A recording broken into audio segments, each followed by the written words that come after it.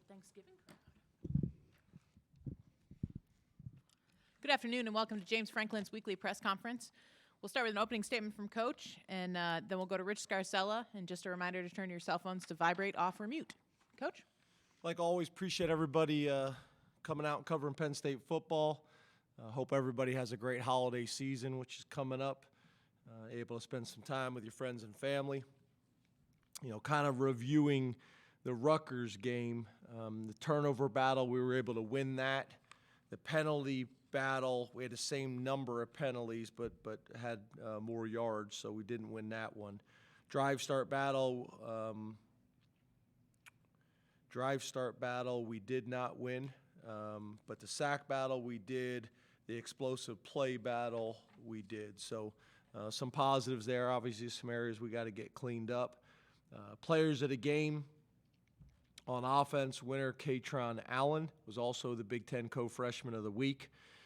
Defensively, Curtis Jacobs and Abdul Carter. And then on special teams, Nicholas Singleton. So awesome for those guys, making an impact in the program and in the game.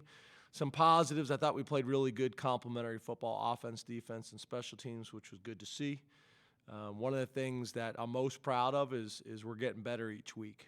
Best teams in college football get better individually and collectively throughout the season. We're doing that. Some pretty cool stats. You know, 16 different players with sacks this season. I've never seen that stat before in my career. 26 different players with a tackle for a loss this season, which is also a stat that I've never really seen. The kickoff return for a touchdown was just an awesome thing to see. We've worked really hard and invested a ton of time in that. So for the players and for Coach Stacy and Coach Raisbeck to have some success there, that was great to see. 3 non-offensive touchdowns, first time since 1998. And then we were able to get 65 players in the game. Every defensive player that was on the bus to Rutgers played in the game. So that was really cool. Areas for growth, starting fast, that's coaches and players. Third down on offense, that's an area that would have a huge impact on our team as a whole. We got to get better there. And then ball security, ball security, ball security. You can't coach it enough. You can't talk about it enough. And, really that was an example of not the traditional things you talk about with ball security, with the ball not being secured tight. That was not the case. The ball was secured tight, but part of ball security is also pad level, and you can't allow a defender to put his helmet right on the ball. You got to get your pads down. So we'll continue to work on that this week with Michigan State and Coach Tucker, who I've known for a long time and got a lot of respect for. Obviously, going to be a challenge coming into our place, playing for maybe the most beautiful trophy game in all of college football. If you guys haven't seen it, or anybody that's listening to this hasn't seen it, look it up. The Land Grant Trophy is just a sight to be seen. It is just beauty, beautiful. Offensive coordinator Jay Johnson. His third season as the offensive coordinator at Michigan State. Guys, that we're pretty, impressed with is Jalen Berger, the running back we recruited out of New Jersey. Keon Coleman, wide receiver. Jalen Reed, wide receiver. Tight end Daniel Barker. Their center, Nick Samak. And then their quarterback, Peyton Thorne, who seems like he's been playing there forever as well. Also, interesting fact, I don't know if you guys know this, Jaden Reed, Peyton Thorne, and Bryce Effner are all high school teammates. Defensively, Scotty Hazelton, third year there. One of the things that was interesting kind of came up in our breakdown. This is the first defensive coordinator that we play this year that was at in that same role the previous year, which is somewhat of a disturbing stat in our profession. But we have some familiarity with him. Guys in that defense that we have a ton of respect for. Linebacker number 27, Cal Halliday, who's a local kid. Defensive tackle number 64, Jacob Slade Free safety, number 3, Xavier Henderson. And then defensive end / linebacker, number 4, Jacoby Windman, transfer from UNLV. Then on special teams, Coach Els, again, another guy, been there for 3 years. They're 3 coordinators.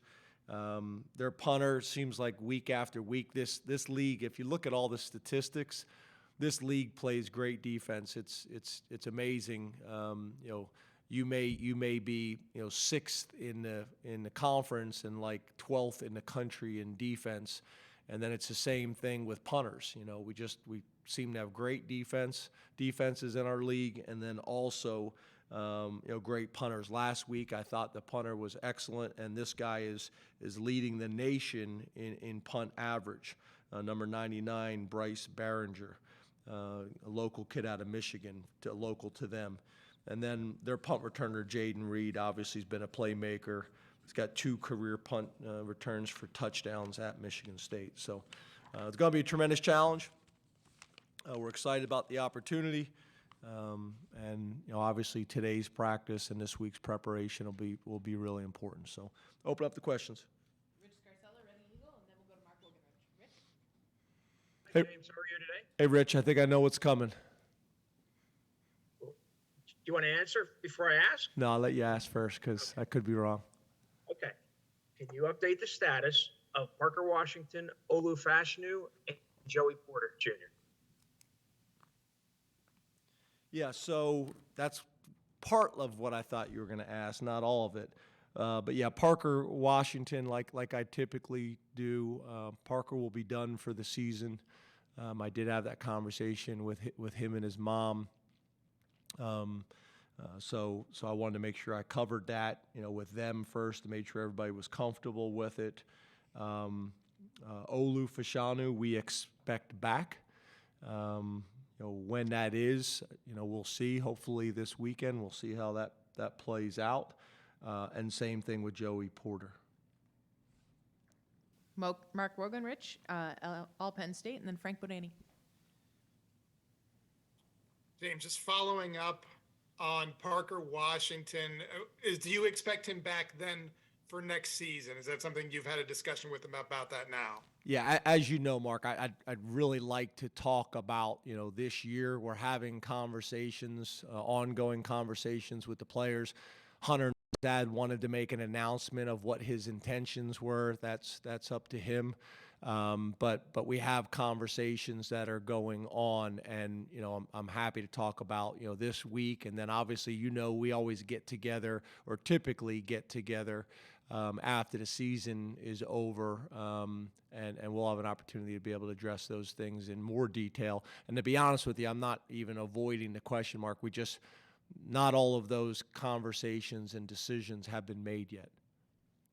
Frank Bodani, York Daily Record, then Mike Gross. Hey, James, happy Thanksgiving week. You as well, Frank. Sean Clifford. Turkey or ham? I knew that was coming. Turkey, always. I agree. Sorry. So sweet potatoes or yams? Sweet potatoes and sweet potato pie is by far the best. That was going to be my next question. Pumpkin pie or sweet potato pie? It's not even close.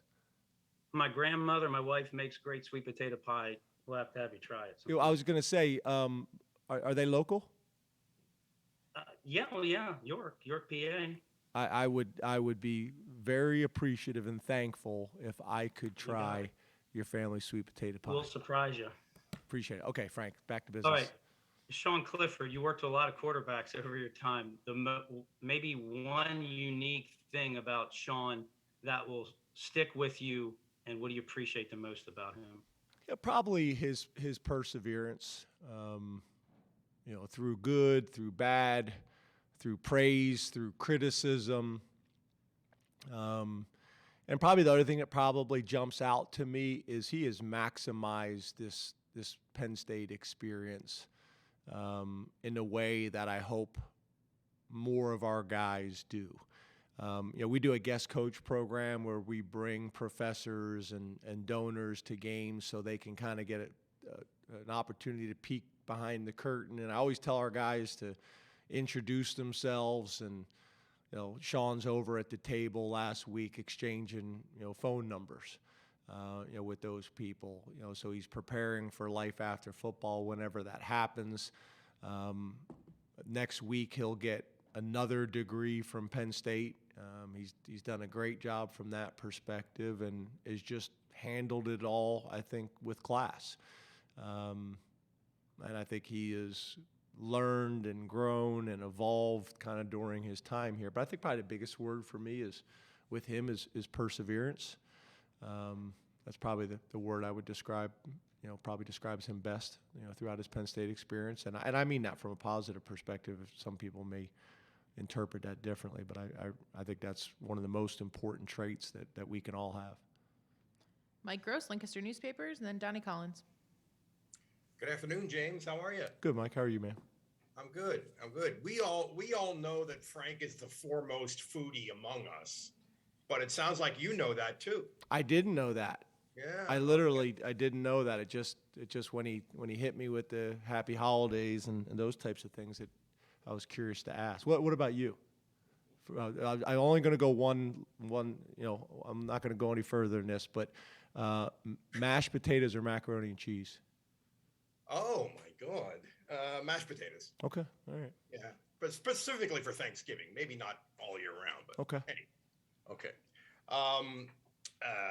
Alan Zamitis tweeted the other day that he's never seen anything like the energy in your building right now. Is this group a little unusual in that respect? And is that in any way an explanation for how the way you guys have been able to bring it every single week when we saw so many teams in college football last week maybe come up a little short in that area? Yeah, I didn't know that and I didn't see that. I'd like to talk to AZ about that, because I'm curious, is he basing that off just his time now back as a professional? Is he also including his time as a student athlete? So I'll be interested in asking him that. But I do think we got good energy. I do think we got good mojo about us right now. It's late in the season. It's a long season, and there's times where late in the season, can be challenging and a grind on everybody, and it just doesn't feel like that. Even with bumps and bruises like we got, and we have a bunch of them, the energy's really good. Energy's really good. Guys are having fun in the locker room. Guys are having fun out at practice every single day in the meetings room. And I'm not saying that, don't get me wrong, I'm not saying it's all, puppies and rainbows and that kind of stuff. There's tough coaching going on. There's accountability going on. But I think overall we're in a good place. I think our leadership has been as good as it's been in a while. We meet on Sundays, every Sunday, which has been really good. We meet with the captains every Sunday, even if it's just for 5 minutes. I want to hear what their thoughts are going into the week. I want them to hear mine, kind of what the message is going to be all week long. And Terry Smith comes to those meetings all the time as the assistant head coach. And Terry, he made the comment. I go around the room and see if anybody else got anything. And Terry made the comment. He goes, as a former captain at Penn State and now being here 9 years, I just want to give you guys the credit that you deserve. You've done a phenomenal job of leading this team vocally through their actions, both on and off the field. They've been really good. So I think they've kind of led the charge. I think it's easy sometimes when the leader of an organization or your position coach or whatever holds a guy accountable or makes a decision, and maybe some people in the locker room don't agree with it. But when you have alignment with the captains and they're reinforcing the message and also calling those things out, which happen, I just think we're in a good place. Positivity spreads, and so can negativity, and you better be aware and working, working towards the positivity as much as you can, and having an awareness of any negativity that may be going on. And as we've talked about before, the 125 guys on the team and a decent sized staff, you're going to have some of that. Donnie Collins, Scranton Times-Tribune, then Corey Geiger. Happy Thanksgiving, James. You too, Donnie. Okay, Donnie, here we go. String beans or collard greens? I like both, but I'd probably go collard greens. Wow, I did not expect that. Nice. With bacon. Say that again? With bacon. Wow. Bacon in there. It's the only thing I eat bacon with. Yeah, I prefer it with fat back, but similar. Yep. And This is a little interesting. disappointed to hear you guys kind of diss pumpkin pie earlier. I'm really down on pumpkin pie. I'm reeling. I'm really down on it. So let's not get into this because obviously it's a hot topic between the two of us. Yeah, it is. But we'll address it another time. But I wanted to ask you about one of the seniors who doesn't get a lot of attention, Chris Stoll. How important has his consistency been for you guys in a position where that's really the only requirement? And is there a reason he's been one of the game captains every week other than just availability? So externally, maybe he doesn't get talked about a lot. Internally, in our building, we talk about him all the time. He addresses the team a lot. We bring up his role. He is Mr. Consistent and has been that way his entire career. He's gotten better every single year. Not only in his consistency as a snapper, but also as a blocker and his ability to get down the field and make tackles. He's been awesome. Been a great student as well. Been a great spokesperson. And then, typically for me, when you talk about, the coin toss captains, I'm trying to kind of take that off some of those guys' plates. So if you can have a specialist do it like him, specifically someone who's not on offense, defense, or the kickoff team, then those guys can be focused and getting ready for that while he's out there, doing it. And then the other thing is, I prefer to have the same guy speaking every week. I know it sounds crazy, but there's been bad mistakes that have been made in the past where somebody defers and then, they choose to kick it and the officials try to talk you out of it. No, they deferred, you sure you want to kick it? Yeah, I want to kick it. So just kind of how, we go through that each week, what our philosophy is, what we're choosing, why. Just having the same guy do it every single week, I think there's a ton of value in it. And that really wasn't necessarily the plan. It just kind of has evolved like that.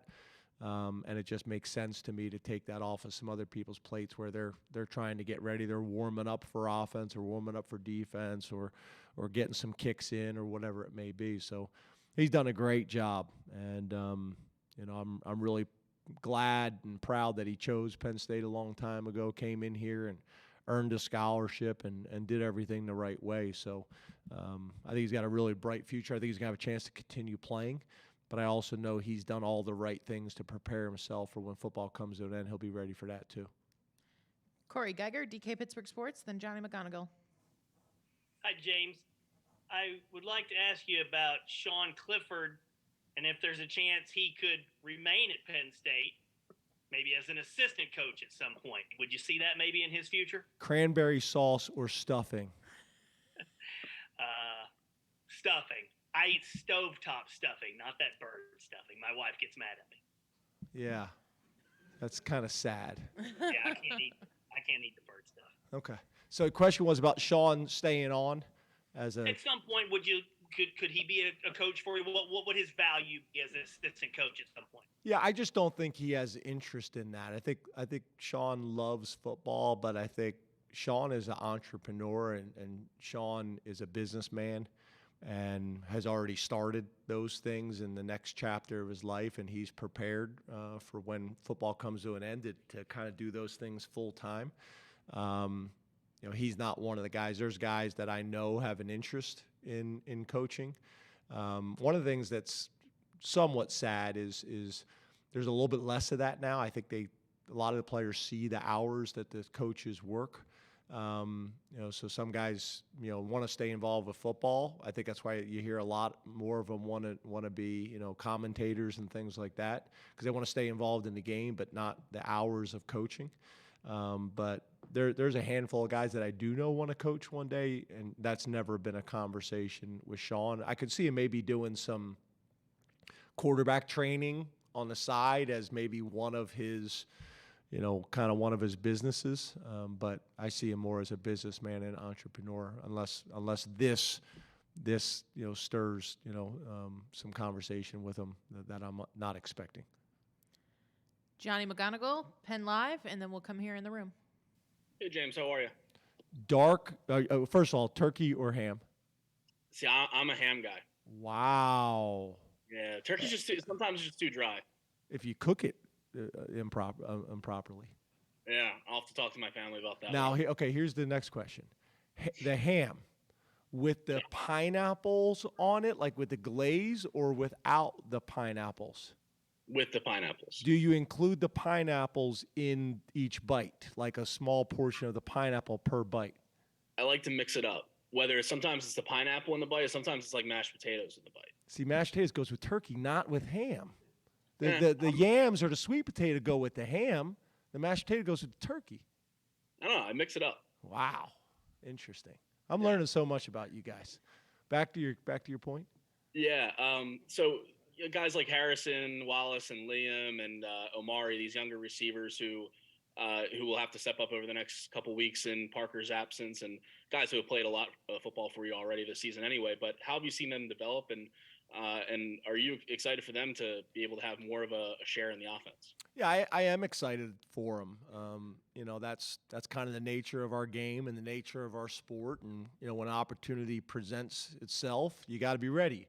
And to me, it's always kind of an interesting situation, because a lot of guys are ready when their number gets called, and some guys aren't. And it's always interesting to see how that plays out. But I've been impressed with those guys and how they've kind of handled the opportunities they've had this season, and some of their roles have grown even without some of the bumps and bruises. But obviously last week and this week and moving forward, that's going to be really important for us. So, between our tight ends stepping up and our running backs stepping up, in the passing game specifically, I'm talking about. We're also going to need Keandre and Mitch to take on more responsibility, but we're also going to need those other guys that you just mentioned to take a bigger role as well. Mark? Roasted turkey, James over here, or just conventional or smoked turkey? Which one? Or deep fried? I've done them all. Which one do you prefer? I'm not a big smoked guy, to be honest with you. So probably traditional oven or fried, because fried seems to have be juicier and more. It seems to lock the moisture in a little bit. I'm with you. It's kind of dangerous though, but it's I don't do it. I'll have somebody come over and do it in the driveway or whatever.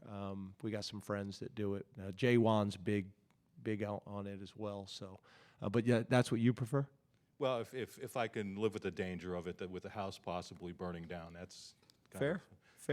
James, in all seriousness, your senior class, which kind of goes over 2 or 3 different classes, how emotional are you going to be, whether it's the night before, whether it's game day, knowing everything that these guys have gone through over the last few years with the pandemic, a couple of tough years, now kind of bouncing back? It's been really a roller coaster. Yeah, and it's funny, Tig did his share the other night, and he just talked about, I think his first season was the pandemic, and just talked about, how bad it was. And then I remember the next year we were able to kind of get back to our normal routine, and I remember Tig specifically saying, "So this is how it is," Yeah, they've kind of been through a bunch, right? And obviously everybody in the country went through this, to a degree. As we all know, different athletic departments in different states handled things differently, but they've seen it all. They really have, and specifically the guys you're talking about have been here 6 years. So yeah, there's, that's a lot of time to spend together. It's somewhat unusual. I've been doing this a long time, but I still struggle with that. The guys moving on, and been fortunate when you're able to stay at the same school for a long time. That helps, because the guys come back. I still have people that come and visit, that I coached at Vanderbilt or Maryland or other places, but it's obviously so much more common and easier when you're still at the same school. So that helps. A few weeks ago, AK and and Congo, Tangelo, whatever you want to call them. Those guys were back, so that really helps. Whether it's the spring game or the whiteout, or guys depending on their bye week or their work schedule able to come back, so that helps. But senior day is an emotional time for them. It's an emotional time, I know, for the coaching staff. I know it is for me. I'm an emotional guy.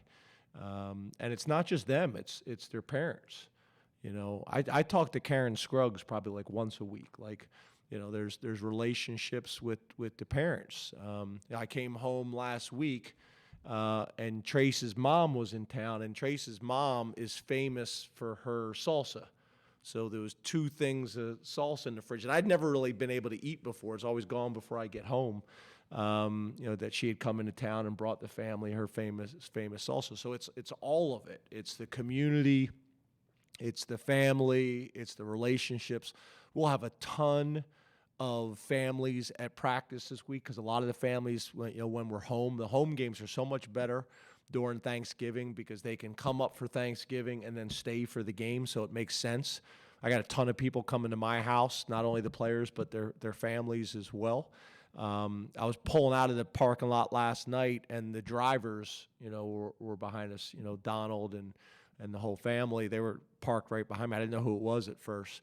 So that's a cool thing of this Thanksgiving week combined with senior day. It's tough when it's on the road. When your last game is on the road and it's the game before, and Thanksgiving is not at home. It makes that a lot more challenging. But yeah, it'll be emotional, but I'll pay respect to those guys. We got a bunch of guys today taking graduation photos with me in the facility. So a lot of different things going on, but obviously a ton of respect. And I hope this is always a challenging game because a lot of the students are gone for break. But I hope the place is sold out and it's rocking, and I hope all of these seniors get cheered.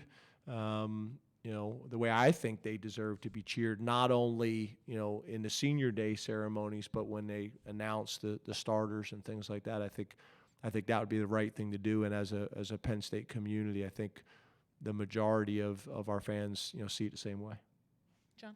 Hey, James, happy Thanksgiving. You as well. I wanted to ask you about one of those 6-year guys, Jonathan Sutherland. When you look at the success he's had on the field, in the classroom, when you look at his experience, how well he's handled himself, just wanted to get your thoughts, or I was going to ask, and how he's been an ambassador. How much does he represent what most people would consider to be a model student athlete? And if you want to answer that, you can. But I really wanted to ask you, how much have you enjoyed coaching Jonathan, spending time around him, getting to know him over the years, and how much will you miss coaching him? I'm trying to ask you, but I can't think of anything else on the menu that we could ask him. Cornbread or just like a roll or biscuit? Cornbread. It doesn't matter what the second one is. Wow. I'll take cornbread. No hesitation. That's good. I was sitting here struggling. I didn't even listen to what you were asking because I'm trying to come up with an either or. Sutherland. Yes, sir. I wrote it down. Thank you. Someone else think of something else for the next one. I'm a huge Sutherland fan. He's another one, in my opinion, that's handled his entire Penn State experience the right way.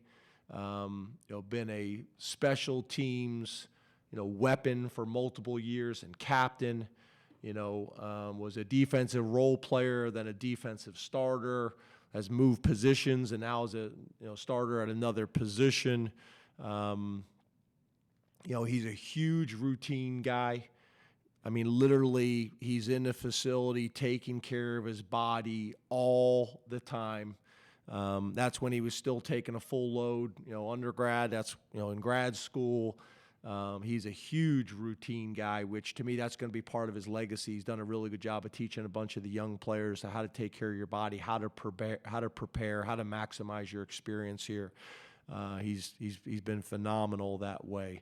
And then you talk about the Canadian, guys. That situation's a little bit different. He's going to have an opportunity to continue playing the game of football, I think, in the NFL. But then there's also those guys, they're They're extremely valuable, obviously to the CFL as well, and those people are going to be fighting for him too, which will create some opportunities for him to continue playing the game as long as he can. And then he's another guy that I have no doubt in my mind, that when football does come to an end, he's going to be prepared. And I think that's a big part of our job as coaches and staff is to make sure that these guys are prepared for when football comes to an end. That is a very difficult transition. And through my career, I've seen too many times and too many players and too many programs that those young men were not prepared. And that can be devastating because I think a lot of these young men, when they come out of high school, their entire identity is wrapped around football, and there's so much more to than that. And to be able to go to a program that is also going to view them and see them as more than just a football player, I think is really important. And again, I don't want this ever to come off where I'm undervaluing the importance of football and those types of things, because I don't mean that at all. But football is going to come to an end for all of them. So having a program, having a plan that reinforces that. So when it does happen, they feel prepared and ready, and in a lot of ways excited for that next chapter of their life. And I think Sud is a really good example of that. I'm a big John Sutherland fan. Sauber? Before you can ask, if you put it in front of me, I will eat it. There's not much more to it than that. So okay, well that's a good point then. What don't you like? Because I have two things that I don't like, and because I'm like you, I'll pretty much eat anything too. You're not gonna like this, but sweet potato pie. Wow, have you had it? I don't like pumpkin pie either, though. Yes, not a pie guy in general. Okay, so that's fair. So, but that's it. Yeah, I will eat anything else. Yes, liver, especially on Thanksgiving. Liver. Listen, you cook it right. Wow. Eat it. I'll eat liver. I don't like it. It's a little tough. Have you ever had chitlins? Do you know what they are? Yeah. I'll eat chitlins too, but I don't necessarily like them. The texture. Good. I'm glad you followed the follow-up question. Yeah. Will you fill them in later? Oh, yeah. Thank you. I'm sure he will as soon as it ends. But to get back to senior day and everything, how do you balance the emotions of it with the fact that you are playing a game right that? Because you talk about 1-0, which part of that is keeping the emotions in check and staying focused, but you kind of want this to be an emotional day, and you kind of want to let everyone feel what they're feeling. So how do you balance that with the fact that you do have to play a game after these ceremonies? Well, I think the reality is to recognize that, right? It's totally fine and acceptable to recognize there's going to be some emotions that go with it, and what you try to do is you try to channel as much as you can. Okay, you're going to have this time before the game. Appreciate that, experience that, go through the emotions, spend the time with the family, do all those things. And then, let's put that to bed, and then let's focus on the game. And then after the game in the locker room, that's an emotional time. It's the last time that this group's going to be in Beaver Stadium in that locker room together.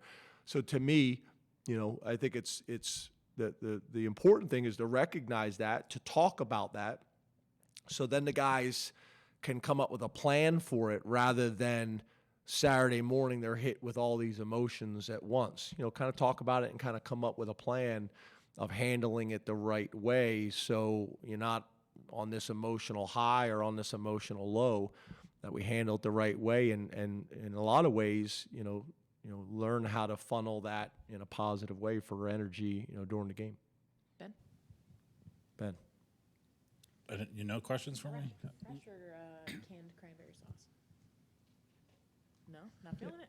Yeah, so the answer is obvious, but the fresh cranberry sauce that someone makes, or like the jelly one where you cut it and it just slides out and it's like in this, and it's the shape of the can. Yeah, I know which one Corey's going to eat, but but yeah, fresh. My mom makes good fresh cranberry sauce. Shout out to my mom. Is that right? And she's a lot more local, so you can come right over. Can I? Yeah. He's offered the sweet potato pie. Yeah. Yeah. Door's open. Mom, right over the hill. Mom's name, shout out. Yeah, Joanna. That's my mom. Shout out to my mom. Awesome. It's such a hard transition. And maybe that's on purpose, but yeah, trying to get you guys.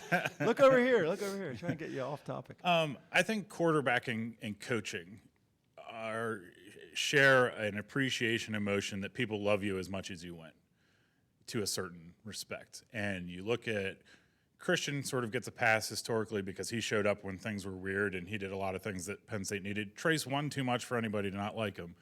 And Sean's been through everything.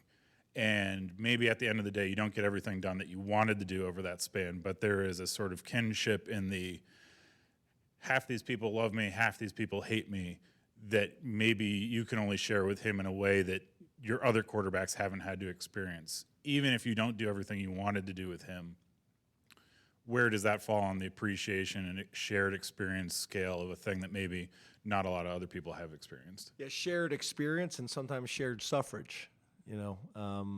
Yeah, I think that's fair.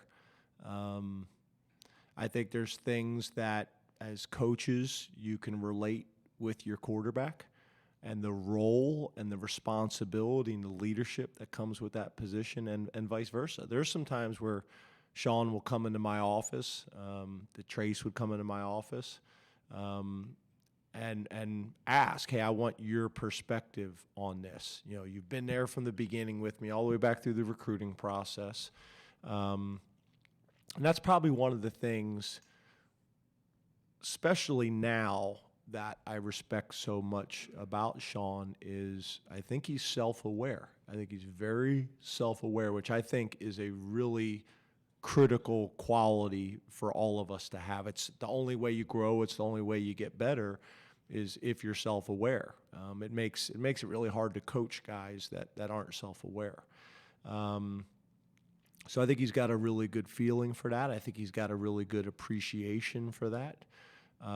There is a weight that comes with that position. There's a weight that comes with being the head coach. So it's probably the closest kind of correlation, between the players and the staff, and specifically the head coach. So I think it's a very good point. I think it's also why, when you talk about our relationship, why it's so strong. When you talk about, you brought up Trace, why it's so strong, because you went through shared experiences together, and as we've talked about before, you get a ton of the grief and the frustration, and you feel that, and you sense that, and you see that, and you hear that, and you feel it. And I know as the head coach, probably too much credit when things go well. It's all of that. But I do think your point is a great one, and I don't care whether that's high school, college, or the NFL. There is a strong correlation. There's a strong relationship through those experiences, through those two positions. I think that's very accurate and very fair. Neil? Okay, I'll play. What do you got? What do you got? Well, you started with McMonagle, and I think he headed you off at the pass when he said ham. So I'll say dark.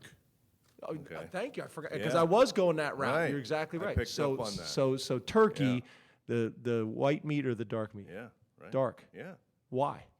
it's juicier. I agree. Mhm. Higher fat content. Right. Yeah. 9 years. I want to hug you right Hey, now. I feel like we've connected. I We've just finally connected. I just hope you're always winning 55-10 before Thanksgiving. Yeah. Right. Yeah, exactly.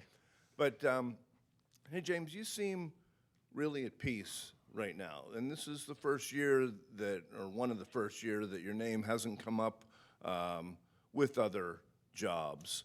And are you at more peace? Is it the contract that you signed last year? You've talked about the alignment of your administration now.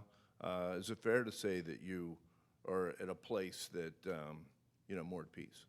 Yeah, I would say, though, the one thing you said about my name, that's outside of my control, and you guys could be coming in here and asking me some crazy question, right now. But the other stuff, yeah. And I think probably the biggest factor for that, is the alignment. That has been phenomenal. And I think you guys know in the past, I've always been happy with the leadership, but I did feel like we needed more alignment, specifically when it comes to football. And I just think that's that's been obvious, from the chair to the president. If you spend time around our president, if you haven't, I'd strongly encourage you to do it. She just has an energy and an enthusiasm and a positivity for Penn State specifically, but for this community and for students and their experience. And it's infectious. It really is. And Pat is aggressive, when it comes to athletics, and I think is fighting, for not just football, for all the sports. He is fighting. So that has been really good. That has been a real positive. So that's probably the biggest thing. That's probably the biggest thing. I feel like I can focus more of my time and energy on our players and our program right now than probably I ever have in 12 years, all the way back to Vanderbilt. Yeah, two more, Tyler, and then we'll go T. Frank. James, happy Thanksgiving week. Happy Thanksgiving. You got I think anything? I got something. You've run out of Thanksgiving. So how quickly are the Christmas decorations up in the Franklin household? Because that's a big topic of discussion every November. That's not the issue. The issue is, when do they come down? My wife Also is an huge, issue, is huge decorator, all of it.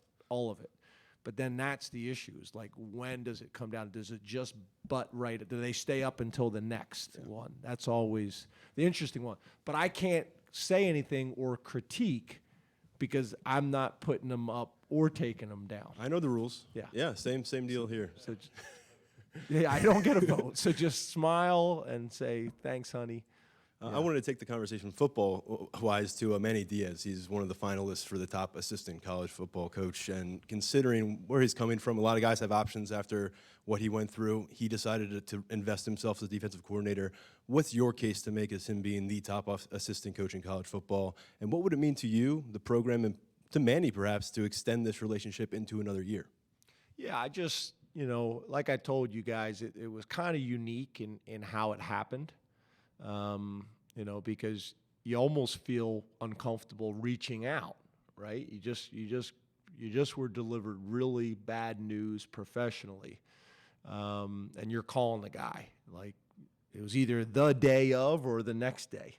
You're trying to be as respectful as you possibly can, but also, say, hey, this may make sense for both of us. And it went fast. It went fast from saying, yeah, he's interested, and then kind of working through all the details, to coming here and buying Brent Pry's house, and moving in there, to starting to put his stamp on the defense. And as you see, as the season's gone on, we've gotten better and better and more confident. His perspective in the staff meetings has been really good. Him reinforcing some things. I think sometimes as assistant coaches, everybody has all the answers for how you should handle things. But Manny, being a head coach before, Terry Smith being a head coach before, Coach Wiz, being a head coach before, you kind of go through the staff. Those experiences are valuable. And I think sometimes, being a head coach and then going back to being an assistant, you can be an even better assistant because you view the profession, the game, and the world differently. But he's been great. I think he's really enjoying it. I think he's done a really good job of not just teaching the X's and the O's, but also building a culture on the defensive side of the ball, which is also something I thought Brent did a good job of, being the head coach of the defense, which is really what I want. I want the position coaches to do that as well by position. All those things obviously must align, with the program's core values and the mission. But he's been great, and I think he's having fun doing it. Sometimes as a head coach, all the reasons why you got into the profession in the first place, the way this profession has changed and evolved, in some ways it pulls you further away from the things that most of us got into the profession in the first place about. And depending on how you construct or build your program, it could pull you even further from that. You know, it's funny. Abdul Carter the other day asked me at practice. He goes, "Do you call any of the plays on offense, defense, and special teams?" And I told him, I said, you know, at Vanderbilt it was very different as a first-time head coach, and over the years how it's kind of evolved. So, you know, I'm proud of him. I'm happy he's here. When I go into the defensive staff room, they got really good morale. They have fun in there. They work hard. Everybody in that room has a voice. I think he's done a really good job, not just with our players, but with the staff as well. So it's been good. And then I'm looking forward to the off season where we kind of have a little bit more time to talk. Okay, now after you've been here a year, what's your thoughts? And then also maybe to dig into, you know, kind of what his experience was like, because we really haven't had the time to do that. And when you first hire a guy, that's probably not the conversation that he wants to have at the time. So it's been really good. We got a really good staff. I'm thankful for our staff and for our players. And, you know, back to that, I think that kind of goes back to AZ's point. You know, we got a good sense. And I also think it helps. He took over a defense that was in a really healthy spot. You know, Brent had left the place in a really good place and had done a great job. And because I think the players had so much respect for Brent, the hire was important, not just from a scheme standpoint, but from a cultural perspective. And he was able to come in and jump in with 2 feet, and he's got presence, so he's able to get in front of the guys and you know, kind of get them on board very quickly, which also helped. So I hope that answered your question. T. Frank? I got one for you. T? So my mother-in-law is English, and they have a super pared back Thanksgiving, like no casseroles. Now, did you have carrots? My mom's English. I think it's where carrots and turnips. Carrots. I had to switch it over to carrots because I could not eat turnips. Yeah, we would do. My mom. I haven't done it since my mom passed, but it was always carrots and turnips, which is one of those things. If you grew up eating it, you eat it, but if you didn't grow up eating it, you weren't eating it. Yeah. So we lost the green bean casserole and all that stuff, which my sister's coming over this week for Thanksgiving, so we're going to see how that goes. Interesting. From the offensive perspective, I want to flip over to something you said at the beginning in your opening statement about starting faster. How does that sort of discovery phase in the first quarter, couple drives, whatever it is, where you're trying to figure out what the wrinkle is this week from the defense, whether it's a safety shift or something like that, how long does that take before you can make those in-game adjustments, and how do you work through that time while you're trying to get that and still move the football and still have an effective offense? The interesting thing is the longer your opening drive is, the better. Obvious. You know, that sounds obvious. But what I mean by that is when you can kind of get through all these different formations and sets and shifts and motions and say, okay, are they playing the way we anticipated them playing based on the game plan, or where are they different, and identify those things as quickly as we possibly can. What's the blitz of the week? What are all those things? That's where that opening drive, not only do you want to be able to do those things, but you also want, you know, you want plays that are multi-purpose. You know, you don't really want to be running plays that are specific game plan plays to attack a certain coverage that you're expecting out of a certain formation or field zone. You know, you want to be able to go kind of bread and butter, you know, base plays that are multi-purpose, that have answers versus a variety of things. Because to your point, you don't typically know. And then the problem is if you go 3 and out, not only have you gone 3 and out, which is a negative, you haven't really had the time or opportunity to see, are they playing all the formations and field zones the way we expect them to? So it's kind of a double negative. You know, not only do you go 3 and out, which isn't a positive, but you don't really get to figure out who they are fast enough. Where now if you struggle in your first 2 opening drives, you had to go through 2 struggling opening drives to figure out who they are and how are they playing in this game and what's their approach and mentality. So the opening drive is important, obviously, when you look at all the data and the analytics about, opening with a score, why that's important. But it's also important to be able to determine, as quickly as you possibly can.